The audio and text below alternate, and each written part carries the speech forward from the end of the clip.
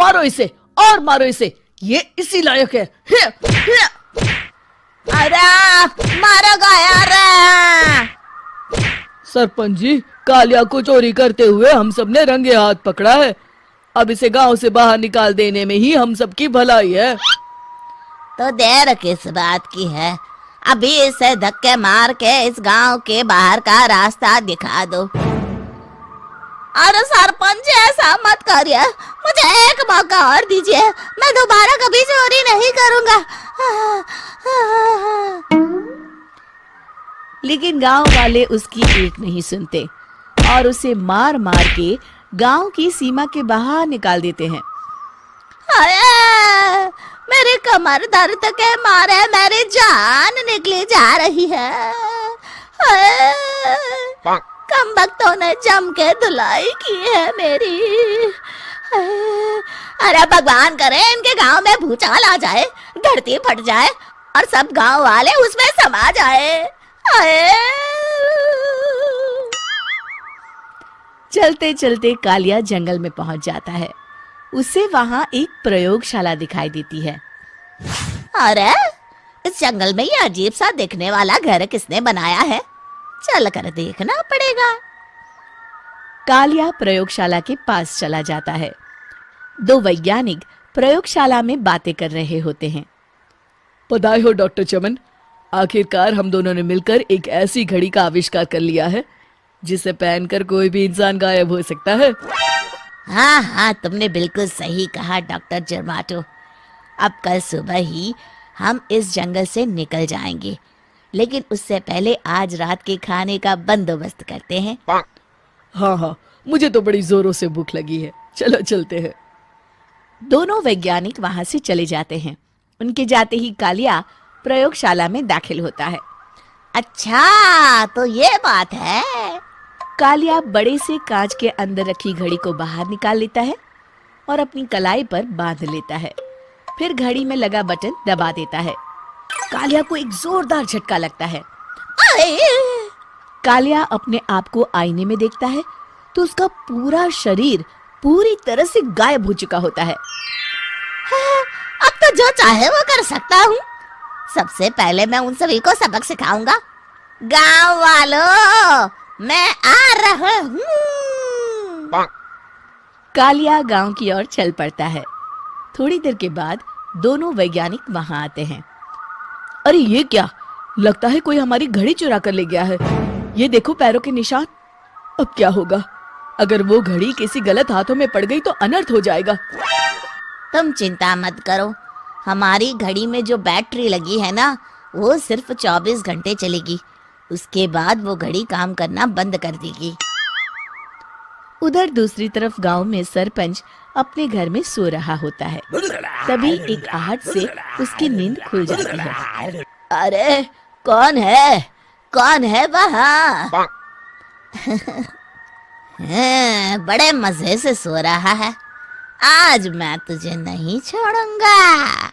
कालिया पास में पड़ा डंडा उठाकर सरपंच की पिटाई शुरू कर देता है। ये ले, ये ले, इसी लायक है, ले। अब मर गया। अरे ये क्या हो रहा है? अरे कोई बचाओ मुझे, मेरे घर में भूत आ गया है। सही कहा, मैं भूत ही तो हूँ, ये ले। अरे भूत जी, मैंने आपका क्या बिगाड़ा है, मुझे छोड़ दीजिए। आपको क्या चाहिए? तेरे घर में जितना भी पैसा है ना, मुझे ला कर दे दे, तब मैं तुझे छोड़ दूंगा और यहाँ से चला जाऊंगा। सरपंच अपनी तिजोरी से पैसे निकालकर एक बड़े कपड़े में बांधकर जमीन पर रख देता है और कालिया वो सारा पैसा लेकर वहां से चला जाता है। दूसरी तरफ जमींदार गांव के चौराहे पर खड़ा कुछ लोगों से बात कर रहा होता है। इस कमीने जमींदार ने भी मुझे बहुत पीटा था, इससे भी बदला लेना तो बनता है। हाँ? जमींदार अचानक अपने आप को चांटे मारने लगता है। अरे भाई ये क्या हो रहा है? जमींदार साहब अब ठीक तो है ना? अरे मुझे नहीं पता भाई।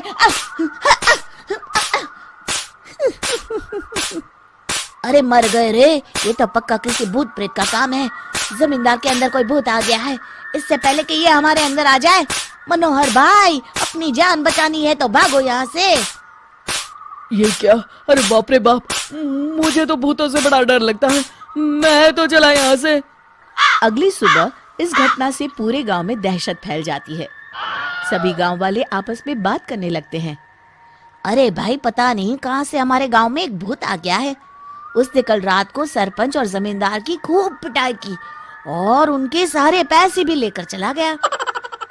हाँ भाई हाँ, ये भूत तो मुझे बड़ा अजीब लगता है। मेरी समझ में नहीं आता कि भूत उन पैसों का करेगा क्या।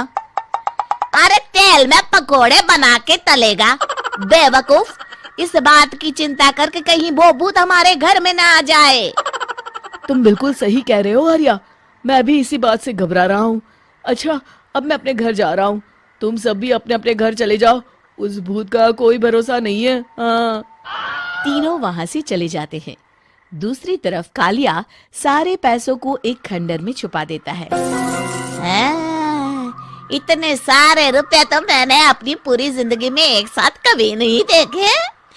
इस तरह कुछ दिनों में मैं अमीर बन जाऊंगा। आज मैं उस मोटे बब्बन को अपना शिकार बनाऊंगा। सुना है दहेज में बहुत सारे पैसे और गहने मिले हैं उसे। रात होते ही कालिया बब्बन के घर में घुस जाता है। हाँ, मिल गई तिजोरी। अब जल्दी से इसे खोलकर सारे पैसे निकाल लेता हूँ। अरे खुल जा, खुल जा। खुल गई। कालिया पैसे थैले में भर ही रहा था कि तभी बब्बन उसके बगल में आकर खड़ा हो जाता है। भाई क्या कर रहा है? हाँ? अरे हट। अरे तेरी इतनी हिम्मत, मैं तेरे सामने खड़ा हूँ और तू फिर भी मेरी तिजोरी से पैसे चुरा रहा है। अरे मैं तो गायब हूँ, तू मुझे कैसे देख रहा है? कालिया अपनी घड़ी को देखता है। अरे इसे क्या हो गया है? हाय, लगता है बैटरी खत्म हो गई। अच्छा, तो आज मैं तेरी बैटरी अच्छे से चार्ज कर देता हूँ। अरे भाग्यवान, जरा मेरा डंडा तो लाना। ये मोटा मुझे नहीं छोड़ेगा। अरे भागो। कालिया भागकर घर के बाहर जाता है। बाहर सभी गांव वाले हाथ में डंडा लिए खड़े होते हैं। अच्छा, तो तू वो भूत है? मुझे माफ कर दीजिए सरपंच जी, मैं आपके और जमींदार जी के सारे पैसे लौटा दूंगा और आज ही हमेशा के लिए ये गांव छोड़कर चला जाऊंगा।